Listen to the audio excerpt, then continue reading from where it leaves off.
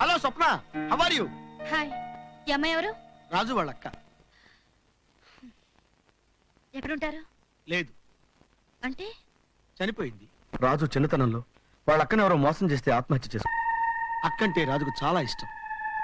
చనిపోయిన ఆవిడ పేరు మీద రాజు ఒక అనాథ శరణాలయాన్ని నడుపుతున్నాడు. దాని మెయింటెనెన్స్ కోసం ప్రతి సంవత్సరం సమ్మర్లో ఇక్కడికి వచ్చి అంతో ఇంతో డబ్బు సంపాదించుకుని వెళ్ళిపోతూ ఉంటాడు. రాజు ఎక్కడా?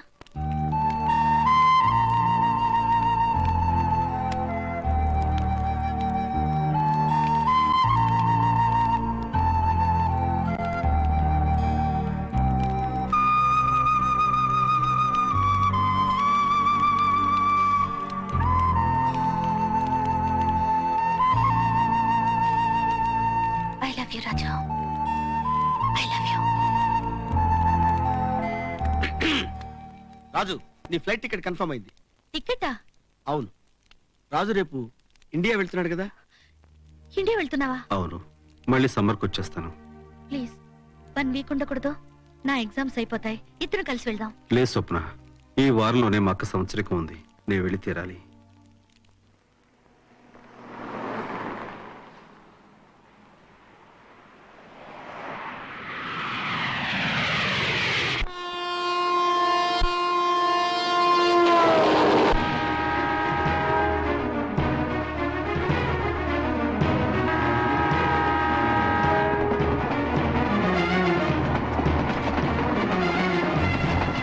చూడు, ఆర్ది ఒంటరిగా రైలు గది ఉంటుందంటే డెఫినెట్ గా సూసైడ్ కేసే. బెదిరిస్తే డబ్బులైనా వస్తాయి, లేకపోతే తప్పుతుంది. పద పద.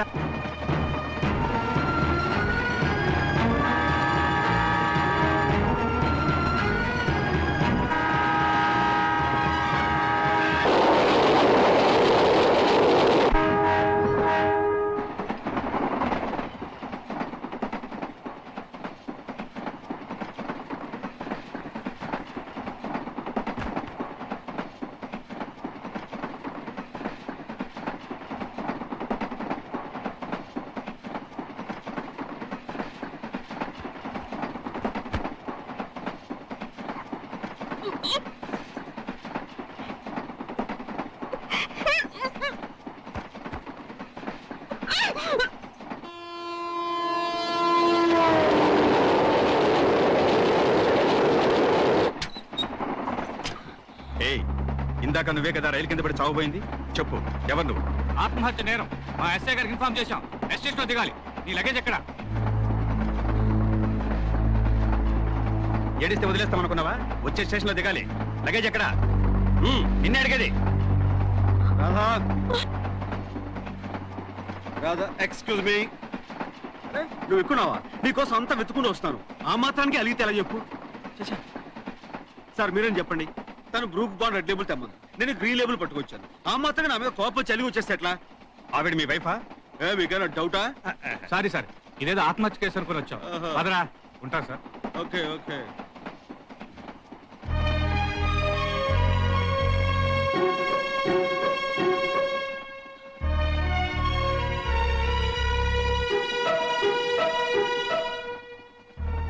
సారీ అండి, పోలీసులు మిమ్మల్ని ఇబ్బంది పెడుతుంటే అలా అన్నాను.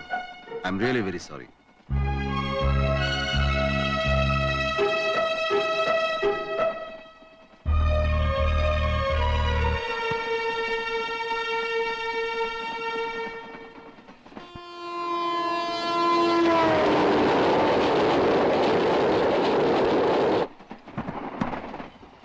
హలో మాస్టర్, కొంచెం కాల్ చేస్తారా? సారీ. థ్యాంక్స్.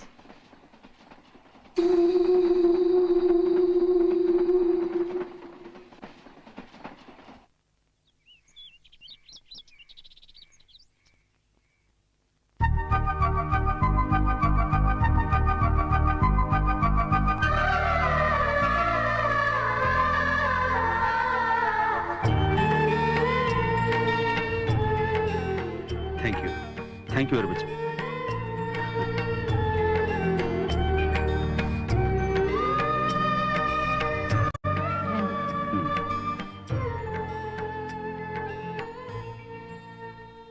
పడేసరే బొమ్మ.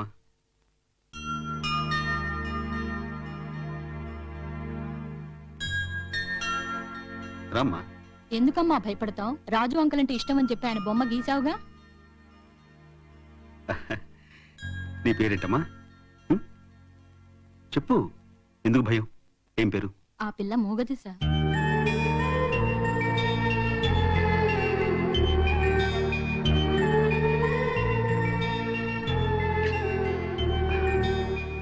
God bless.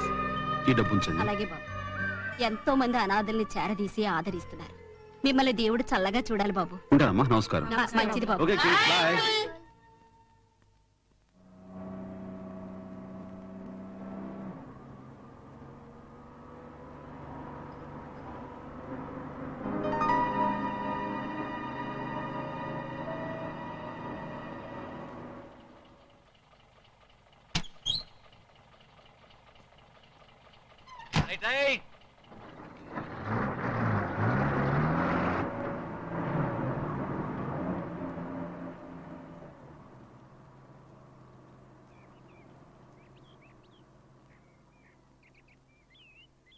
ఎక్స్క్యూజ్ మీ,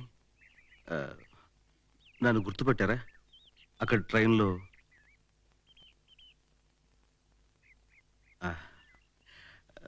మిమ్మల్ని చూస్తుంటే ఏదో ప్రాబ్లంలో ఉంటున్నారు. నేను చేతకు సహాయం ఏమైనా ఉంటే. మీ ప్రాబ్లం నాకు అర్థమైపోయిందండి. మీకు ఎగ్జామ్లో 70-80% మార్కులు వస్తాయని ఇంట్లో కమిట్ అయిపోయి ఉంటారు. తీరా చూస్తే 30% వచ్చి ఉంటుంది. దాంతో ఇంట్లో వాళ్ళని ఎలా ఫేస్ చేయాలని ఈసారి చెప్తానండి. అది ఖచ్చితంగా కరెక్ట్ అవుతుంది. మీ ఇంట్లో వాళ్ళు మీకు పెళ్లి నిశ్చయించారు. ఆ వచ్చిన అబ్బాయికి బట్టతల. అది మీకు ఇష్టం లేదు. ఇంట్లో ఎలా చెప్పాలని మీరు మొదలు పడుతున్నారు. కానీ మీ ఇంట్లో మీ పేరెంట్స్ మాత్రం ఆ పెళ్లి చేయాలి మిమ్మల్ని పట్టుబట్టారు. అది మీకు ఇష్టం లేక బయటకు వచ్చారు, అంతేనా?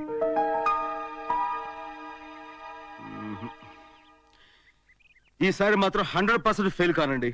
మీరు ఒక అబ్బాయిని ప్రేమించారు, కానీ అతను మాత్రం మిమ్మల్ని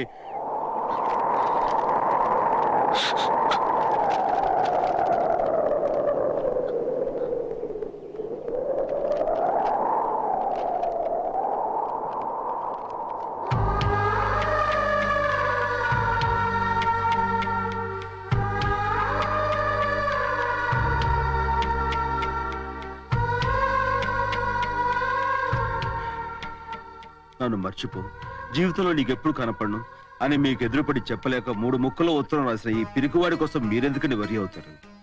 నా మాట విని మీరింటికి వెళ్ళి మీ తల్లిదండ్రులు కుదిర్చిన పెళ్లి చేసుకోండి ప్లీజ్. నేను తల్లిని కాబోతున్నాను.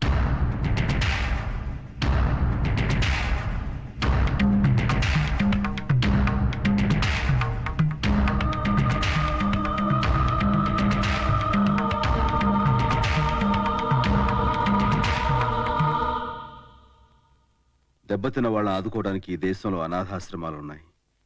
నీడనివ్వటానికి ఎన్నో సేవా సదనలు ఉన్నాయి. కానీ కన్నీళ్లు తుడిచేది మాత్రం కన్నవాళ్లే. దయచేసి ఇంటికి వెళ్ళిపోండి. వెళ్ళలేను. మా నాన్నగారు పరువు కోసం ప్రాణాలిచ్చే మనిషి. నేను ఇలా చేశానని తెలిస్తే నన్ను చంపి ఆయన చచ్చిపోతారు.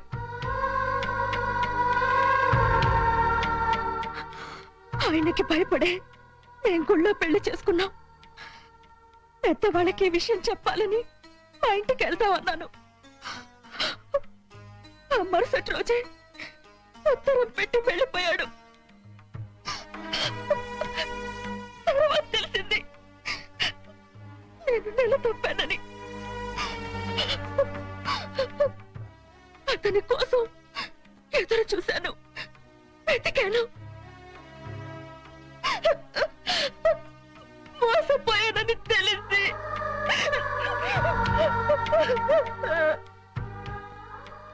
ఇక అతను కనిపించే అవకాశం లేదా?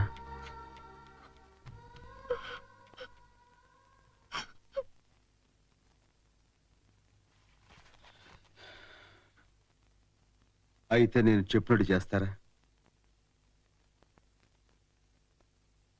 నేను మీతో వస్తాను.